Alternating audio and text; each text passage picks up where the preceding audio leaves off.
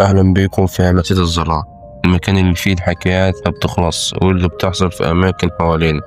يمكن تكون جنبك، يمكن تكون حصلت لحد تعرفه، ويمكن تكون أنت الضحية الجاي. لو قلبك جامد كمل معايا للنهاية، بس ما تلومنيش لو ما نمتش النهاردة. لو بتحب المحتوى ده اشترك في القناة وفعل الجرس ودوس زر اللايك حتى يصلك كل جديد.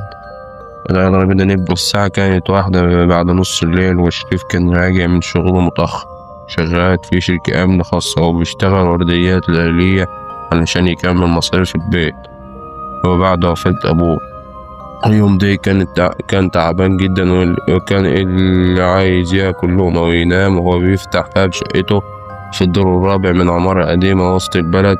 موبايله رن، بص على الشاشة رقم غريب، رد وقال أيوه مين معايا؟ مفيش هيرد.